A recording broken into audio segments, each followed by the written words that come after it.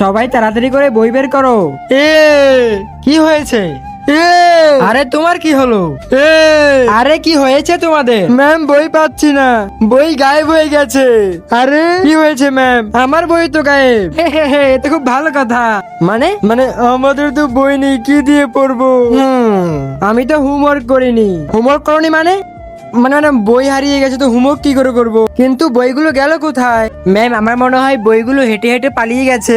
আরে বেকুব মেয়ে, বইয়ের কি হাত পা আছে নাকি যে ও হেঁটে হেঁটে চলে যাবে? ম্যাম আমরা এখন কিভাবে পড়বো বই ছাড়া?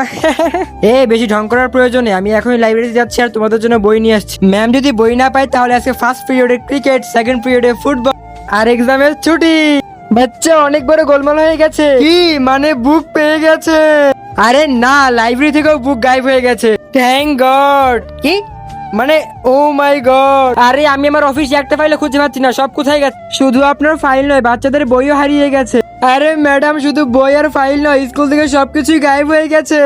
বুঝতে পেরেছি কারা করেছে এই কাজ। কিন্তু তার আগে বন্ধুরা, তোমরা কি আল্লাহ তাআলার এই ঘরটিকে ভালোবাসো নাকি এই মন্দির ঘরটিকে ভালোবাসো? যদি আল্লাহ তাআলার এই ঘরটিকে ভালোবেসে থাকো তাহলে একটি লাইক করে চ্যানেলটিকে সাবস্ক্রাইব করে দিও আর কমেন্টে লিখে যাও আই লাভ ইউ আল্লাহ। আর যদি না করো আমি বুঝে যাব তোমরা মন্দির ঘরটিকে ভালোবাসো। এই ক্লাস 9-এরা না পড়ার জন্য স্কুলের সব বই চুরি করে নিয়েছো তোমরা।